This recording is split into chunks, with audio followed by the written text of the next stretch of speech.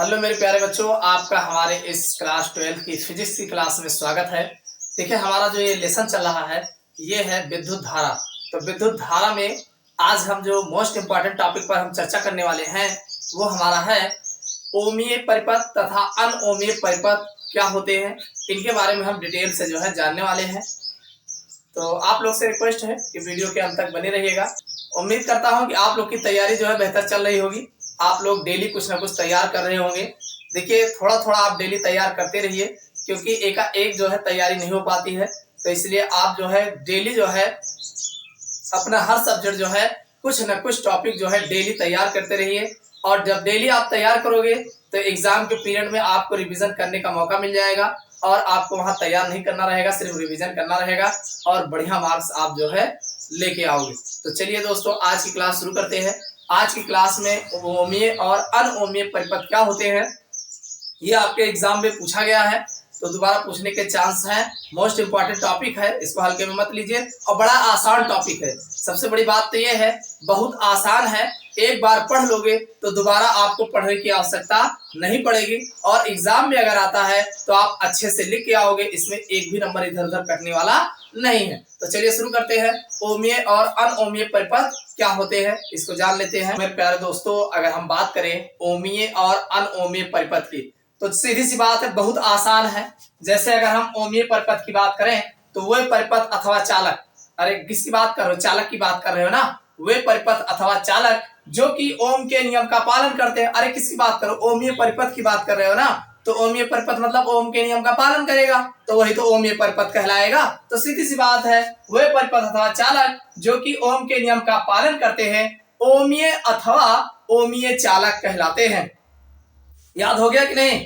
अरे जो ओम के नियम का पालन करेगा ओमीय परिपथ अथवा ओमीय चालक कहलाते हैं। एकदम आसान है, समझ में आ गया होगा। ठीक, अब इन चालकों में जो विभवांतर होता है, यानी लगाया गया विभवांतर होता है, और जो धारा का अनुपात होता है सदैव नियत होता है। यानी जो ओम के नियम का पालन करते हैं उसमें जो विभवांतर होता है, धारा का अनुपात होता है, वो सदैव नियत होता है।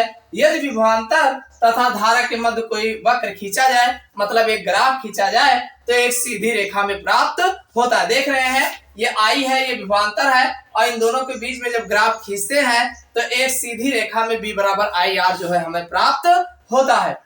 इनके सिरों पर विभवांतर बढ़ाने से जैसे जैसे आप विभवांतर बढ़ाते जाते हैं उनमें प्रवाहित धारा का मान बढ़ता जाता है, वैसे वैसे धारा का मान भी अपने आप बढ़ता जाता है। तो समझ में आ गया कि नहीं? ओमीय परिपथ किसे कहते हैं? अरे वह परिपथ, ऐसा परिपथ जो ओम के नियम का पूर्णतः पालन करते हो, ओमीय परिपथ अथवा ओमीय चालक कहलाते हैं। इनमें जो विभवांतर होता है तथा धारा का अनुपात जो होता है नियत होता है।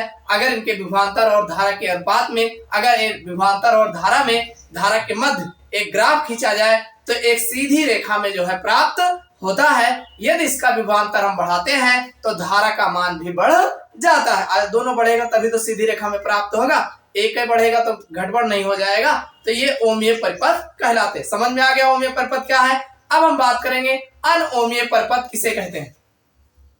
भाई अनओमीय परिपथ देखे, ओमीय परिपथ में क्या था कि यह जो है ओम के नियम का पालन कर रहा था।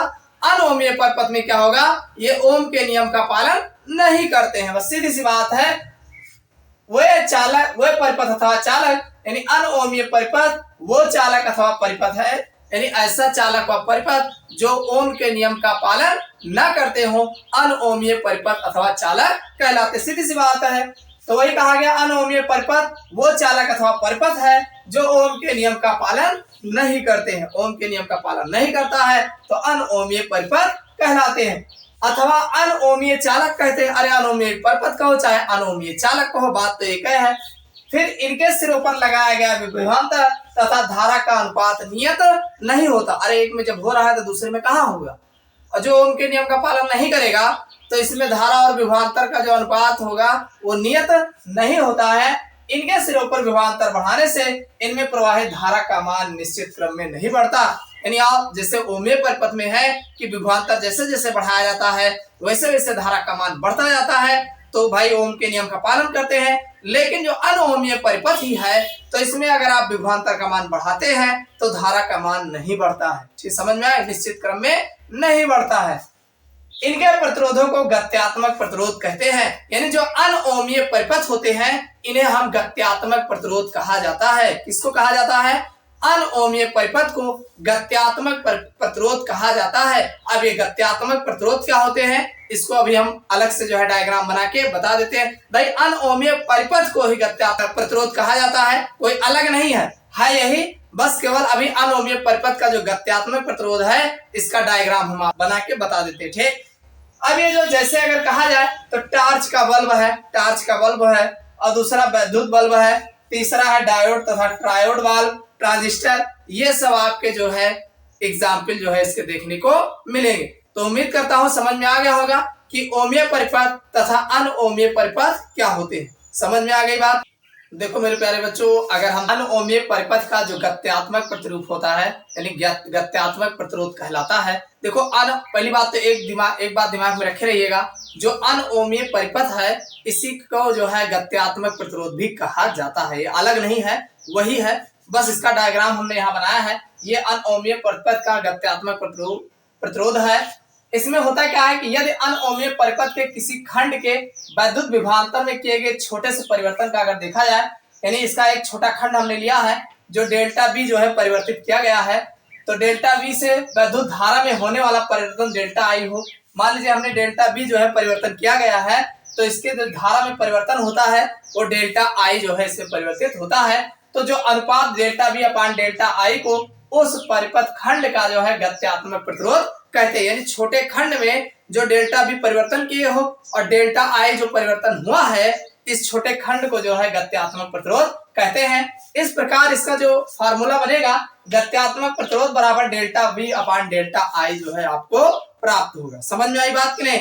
इसका डायग्राम ऐसे है, ये इधर आई है, ये इधर विभवांतर है, और इसका जो अनओमीय परिपथ का जो वक्र बनता है, पहली बात तो सीधी रेखा में नहीं बनता है, तो ऐसे टेढ़ा जो है बनाया जाता है। इसको कहा गया डायोड का अभिलाक्षणिक वक्र है, ये वक्र है, और ये यहाँ पे डेल्टा बी परिवर्तन किया गया है ए बी सी, आप देख रहे 3 पॉइंट है, तो ये ए सी जो है डेल्टा बी परिवर्तन किया गया है, तो ए सी बी जो है डेल्टा आई जो है धारा में परिवर्तन देखने को मिलता है। तो इससे कहा गया है कि अनओमीय परिपथ का गत्यात्मक प्रतिरोध जो है बोला जाता है। ये आपके एग्जाम में जो है अनओमीय परिपथ का गत्यात्मक प्रतिरोध क्या होता है इसके बारे में बताने के लिए कहा गया है, इसका डायग्राम बनाने को कहा गया है। और अनओमीय परिपथ और ओमीय परिपथ से आप क्या समझते हैं इसको बताइए। तो हमने आपको अच्छे से एक्सप्लेन करके बता दिया, उम्मीद करता हूं समझ में आया होगा। अगर समझ में आया हो तो वीडियो को लाइक अवश्य करिएगा और चैनल पर नए हो सब्सक्राइब कर लेना। तो इस क्लास में बस इतना ही, फिर मिलते हैं अगले लेक्चर्स में किसी नए टॉपिक के साथ।